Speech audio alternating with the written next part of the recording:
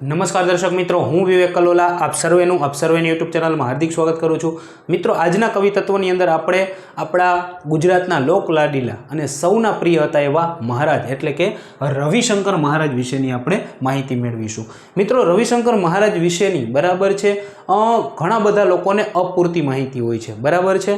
परंतु आजे आपणे तेमनुं गुजरातमां अन्य बीजी जग्याए कई जग्याए तेमनुं योगदान हतुं अने तेमणे केवी केवी कृतिओनी रचना करेली छे तेना विशेनी माहिती मेळवीशुं। तो विडियो छे एने पूरेपूरो जोजो मित्रों के रविशंकर महाराज बराबर छे। रविशंकर महाराजनुं जे जन्मस्थळ छे मित्रों तो ए छे रढू गाम।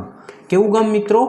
रढू गाम, बराबर छे। मित्रों, आ जे रढू गाम छे बराबर ते खेड़ा जिल्लाना मातर तालुकामां आवेलुं छे, एटले के मातर तालुको बराबर छे अने खेड़ा जिल्लो बराबर छे। मातर तालुको अने खेड़ा जिल्लो, टूंकमां खेड़ा जिल्लाना मातर तालुकाना रढू गाम खाते तेमनो जन्म थयो हतो। एक बीजी खास वात मित्रों के महाशिवरात्रिना दिवसे बराबर छे तेमनो जन्म थयेलो हतो। अने मित्रों, आ जे रढू छे बराबर छे, आ जे रढू गाम छे ए तेमनुं मोसाळ छे, बराबर छे, त्यां तेमनो जन्म थयो हतो। हवे वात छे तेमना मूळ वतननी मित्रों, बराबर छे। तेमनुं मूळ वतन हतुं मित्रों सरसवणी, बराबर छे, जे महेमदावाद तालुको बराबर छे खेड़ानी अंदर ज आवेलुं छे। आ पण तमारे याद राखवानुं छे, परीक्षानी अंदर घणी वखत पूछाई जाय। तो एमनुं जन्मस्थळ पूछे मित्रों तो ए रढू गाम छे। तेमना वतन विशेनी माहिती कहे तो ए सरणवणी छे, बराबर छे मित्रों, सरसवणी छे। हवे तेमनुं पूरुं नाम शुं छे मित्रों? हवे આપણે બધા લોકો રવિશંકર મહારાજને રવિશંકર મહારાજથી જ ઓળખીએ છીએ,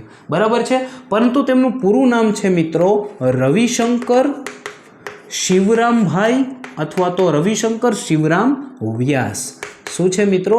રવિશંકર શિવરામ વ્યાસ, બરાબર છે મિત્રો। હવે તેમની ઓળખ શું છે મિત્રો? બરાબર છે, તો એક ગાંધીવાદી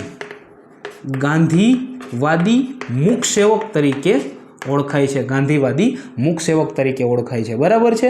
હવે આપણા ગુજરાતના લોકોએ બરાબર છે તેમણે જે કાર્યો કર્યા છે બરાબર એના રિલેટેડ તેમને અમુક ઉપનામો આપ્યા છે। તો એમનું ઉપનામ શું છે?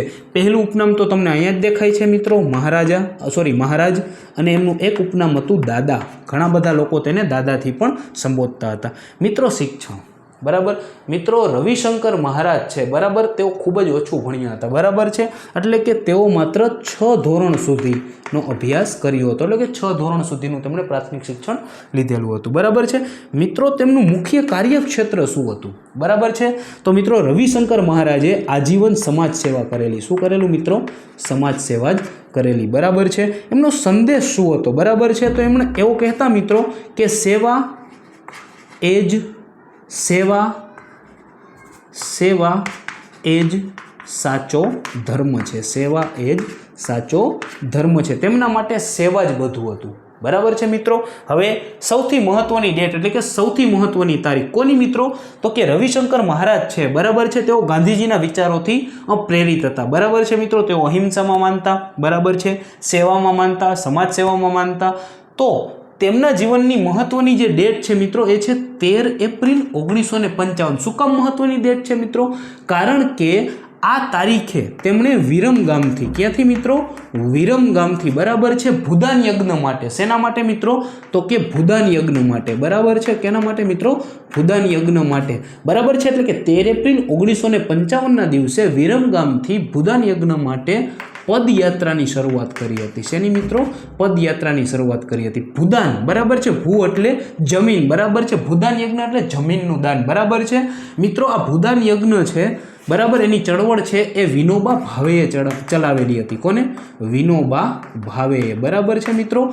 અને વિનોબા ભાવે છે બરાબર એમની મદદ માટે બરાબર છે આપણે ગુજરાતની અંદર રવિશંકર મહારાજે 13 એપ્રિલ 1955થી બરાબર છે પદયાત્રાની શરૂઆત કરેલી હતી। મિત્રો, એવું કહેવાય છે બરાબર છે કે જે આપણા રવિશંકર મહારાજ છે બરાબર એ સતત 5 વર્ષ સુધી બરાબર ગુજરાતમાં પદયાત્રા કરેલી, બરાબર છે। 5 વર્ષ સુધી તેઓ ગુજરાતની અંદર ફરતા રહ્યા અને જે આ ભૂદાન યજ્ઞ છે બરાબર એની જે ચળવળ છે બરાબર એના માટે લોકોને સમજાવતા રહ્યા। મિત્રો, તેમણે કેટલીક કૃતિઓ પણ લખેલી છે જેની અંદર સત્યાગ્રહનો વિજય, શિક્ષણ અને સંસ્કૃતિ, પર્વ મહિમા, લગ્ન વિધિ, મારો ચીનનો પ્રવાસ જે 1954માં લખેલી હતી, ગીતા બોધવાણી, મહારાજની વાતો, મારી જીવનકથા અને માનવતાની મહેક, બરાબર છે. આવી કૃતિઓ તેમણે પોતાના સમગ્ર જીવન દરમિયાન તેમણે લખેલી છે.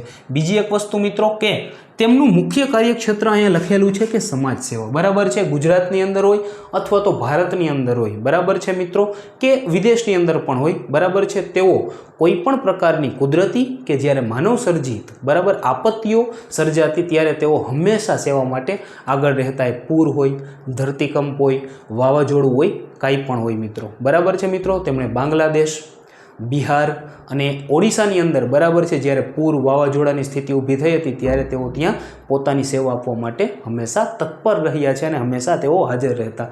મિત્રો, આટલું ઓછું શિક્ષણ, 6 ધોરણ સુધીનો અભ્યાસ, બરાબર છે, પરંતુ તેમના જે વિચારો હતા, બરાબર છે, બહુ જ ઊંચ હતા, બરાબર છે. અને તેમના જીવનનો મુખ્ય સંદેશ જ એ હતો કે માનવ સેવા એ જ પ્રભુ સેવા અથવા તો સેવા એ જ પરમો ધર્મ છે. તો મિત્રો, આ હતા આપણા રવિશંકર શિવરામ વ્યાસ અથવા તો રવિશંકર મહારાજ. મિત્રો, માહિતી તમને કેવી લાગી કોમેન્ટ સેક્શનની અંદર મને જરૂર જણાવજો, બરાબર છે. જલ્દી જ મળીશું આવા એક અન્ય કવિ તત્વની સાથે. ત્યાં સુધી જય હિન્દ, જય ભારત, જય જય ગરવી Gujarat. Thank you so much.